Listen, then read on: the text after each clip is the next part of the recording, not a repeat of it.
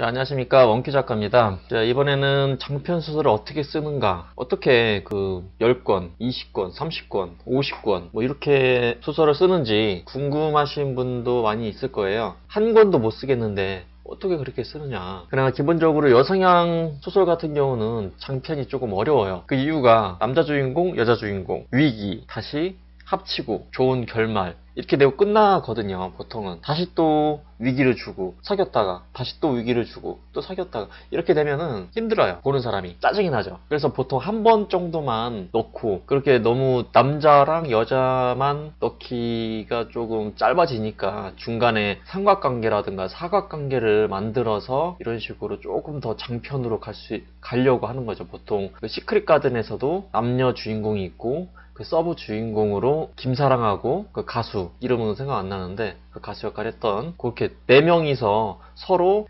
남자랑 여자랑 사랑하는데 서브 남주랑 조연이랑 서브 여자 조연이랑 원래 둘 다 이렇게 결과는 끝나죠. 근데 여자 주인공이 원래는 얘를 더 좋아해요. 서브 남주를. 그리고 얘는 서브 여자 조연은 얘를 좋아하지만 화가 나서 얘를 좋아하려고 그래요. 결국에는 자리를 찾아가고 뭐 이런 식으로 끝나는데, 이게 이제 조금 꼬고 얘와의 관계 뭐 이런 식으로 길게 가려고 이런 식으로 나오는데, 이게 기본적으로는 이 정도밖에 안 된단 말이에요. 그러나 남성향 판타지 같은 경우는 장편이 가능한 이유가 나 혼자만 레벨업 같은 경우도 있고, 레벨업 성장을 뜻하는 거잖아요. 나는 약한 주인공인데 점점 더 세지고 강해지는 캐릭터, 그게 남자 주인공이란 말이에요. 남성향 판타지에서는 현실 세계에서 자신을 투영하는 거죠. 나는 지금 사회에 을 중에 약자 중에 최약자인데,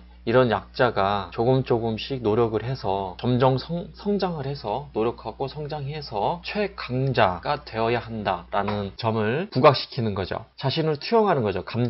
자신을 감정이입하는 거죠. 자신을 주인공에게.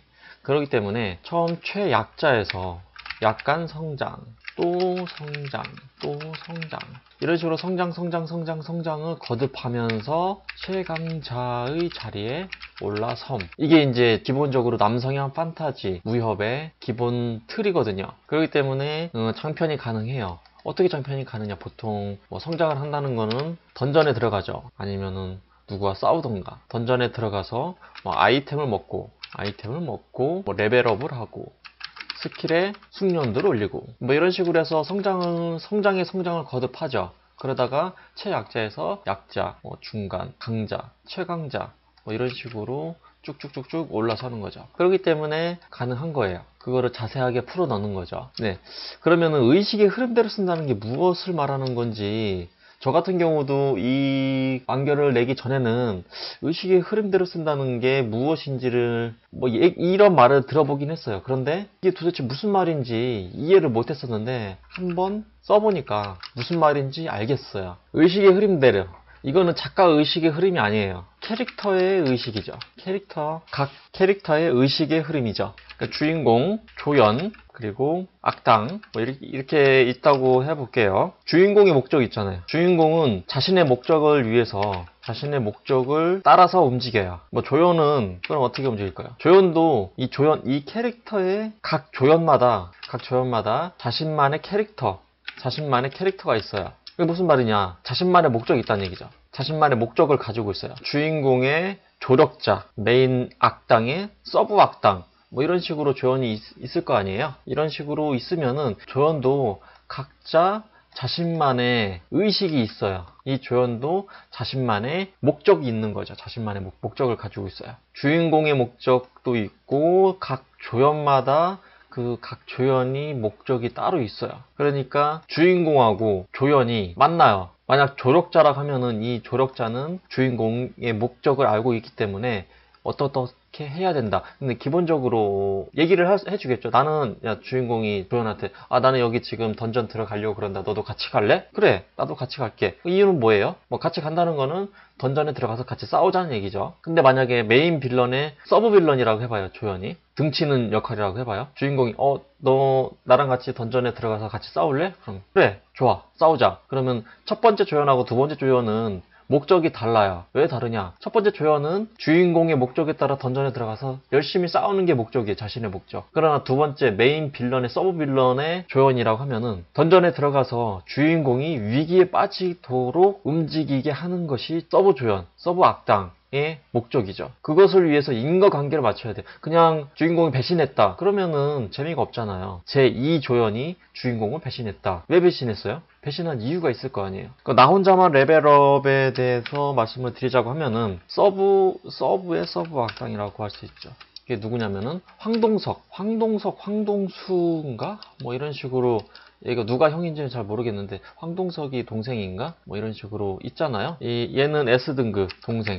황동수 형은 B등급인가? B등급이고 이 형은 갑작스럽게 얘 그 주인공을 배신하진 않아요. 배신하는 게 아니죠. 얘는 일부러 얘를 데리고 갔으니까 배신을 목적으로 꼬리 자르기를 목적으로 해서 데리고 갔으니까요. 얘를 처형하니까 얘의 형인 황동석이 악당급으로 다시 올라오는 거죠. 주인공과 전혀 일면식도 없는 사람이 갑자기 악당이 되어버리는 거죠. 이런 식으로 스토리에 인과관계가 있어야 배신을 하더라도 어느 정도 말이 먹히고 재미가 있는 거죠. 조연은 조연 나름대로의 자신의 목적을 가지고 있어요. 악당도 자신의 목적이 명확해요. 지구 정복, 인류 말살. 그렇기 때문에 이 악당은 자신만의 행동을 해요. 자신의 목적을 이루기 위해서 자신의 행동을 한다. 이것이 의식의 흐름대로 쓴다는 거죠. 저 같은 경우도 처음이었기 때문에 캐릭터성을 부여하기가 조금 어려웠어요. 그러니까 한 명의 캐릭터를 가지고 구체적으로 아니면 캐릭터성을 명확하게 주기가 힘들거든요. 주인공 하나, 주인공이나 주인공의 조력자 이런 사람들, 주인공 가족 이런 사람들에게 캐릭터성을 부여하기도 쉽지가 않거든요. 그런데 조연의 뭐 서브 조연까지 해가지고 모두 캐릭터성을 부여한다? 상당히 어려운 거예요. 그러니까 이 악당이나 서브 악당 정도는 캐릭터성을 부여하고 주인공과 마찬가지로 캐릭터성을 부여하고 자신만의 목적에 따라 움직이게 하는 것이 의식의 흐름대로 쓴다는 의미라는 거죠. 몇 년 전인데 예를 들어 볼게요.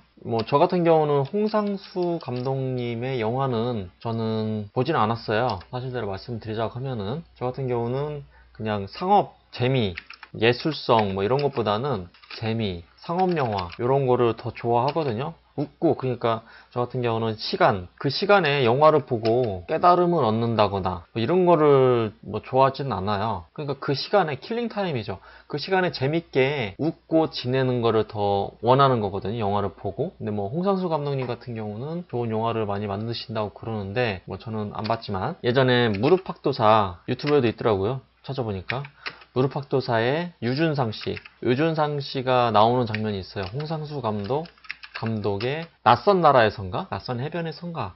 그 영화를 찍는데 그 영화를 찍을 때 에피소드를 말씀해 주시더라고요. 유준상 배우가. 홍상수 감독은 다 알 거예요. 대본. 시나리오 없이 쓴다. 거의 웹소설이랑 거의 비슷해요. 제가 생각할 때는 그렇게 생각해요. 웹소설이랑 비슷하다. 유상 씨가 이 영화를 찍으려고 그러는데 혹시 필요한 거 준비물이 있을까 싶어가지고 집에서 랜턴을 하나 가져갔다고 하더라고요. 유준상 씨의 개인 물품입니다. 기타도 가져가고 텐트도 가져가고 이런 식으로 자기 걸 가져와서 영화를 찍다가 이 세 개 랜턴, 기타, 텐트가 이 영화에 가장 중요한 역할을 했다고 그러더라고요. 이 랜턴 같은 경우는 등대와 비슷한 그런 의미를 가지고 있다고 하고 이 기타는 여주인공과 같이 기타를 치며 노래를 부르고 이 텐트 앞에 앉아서 이런 식으로 해서 이거는 이제 처음에 홍상수 감독이 유준상 씨와 만났을 때 전혀 계획되어 있지 않은 그런 시나리오였는데 그 의식의 흐름대로 어제 이러한 장면이 있었으니까 오늘은 이러한 장면을 써야 되겠다. 내일은 이러한 장면은 이 캐릭터는 이렇게 됐었으니까 이러한 식으로 써야겠구나. 그러면은 여자 주인공은 어떠한 반응을 보이겠구나. 그리고 여자 주인공은 원래 이 기타를 치고 유준상 씨가 노래를 부르면은 너무 못 불러요. 이상해요. 이런 식으로 시나리오에는 나왔다고 하더라고요. 근데 유준상 씨가 이제 노래 잘 부르는 뮤지컬 배우 출신이잖아요. 노래를 잘하고 기타도 잘해. 즉석에서 하나 작곡을 해서 기타를 쳐서 노래를 했는데 노래 매우 잘 불렀어요.